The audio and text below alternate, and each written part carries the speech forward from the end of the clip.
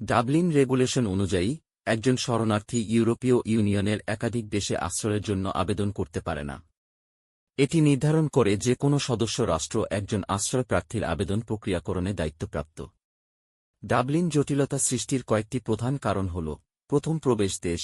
Dublin regulation অনুযায়ী আশ্রয় প্রার্থীকে প্রথম যে দেশে প্রবেশ করা হয়েছে সেই দেশটি তার আশ্রয় আবেদন প্রক্রিয়াকরণে দায়িত্বপ্রাপ্ত। ফলে যদি কেউ অন্য কোনো দেশে আবেদন করে তবে তাকে প্রথম প্রবেশ দেশে ফিরিয়ে দেওয়া হতে পারে। বহু দেশে আবেদন। অনেক শরণার্থী একাধিক দেশে আশ্রয়ের জন্য আবেদন করতে পারেন, যা আইনি ও প্রশাসনিক জটিলতা সৃষ্টি করে। এটি নির্ধারণ করা কষ্টকর হতে পারে যে কোন দেশ তার আবেদন প্রক্রিয়া করবে। পরিবার সংযুক্তি।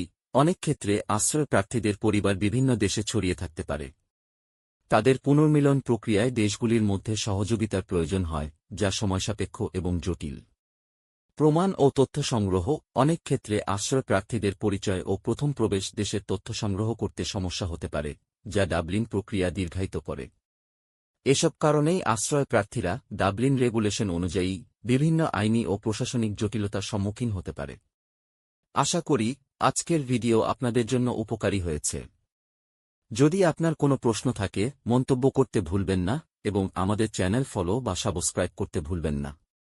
বিস্তারিত তথ্য অনুসন্ধানে আমাদের হোয়াটসঅ্যাপে মেসেজ পাঠান।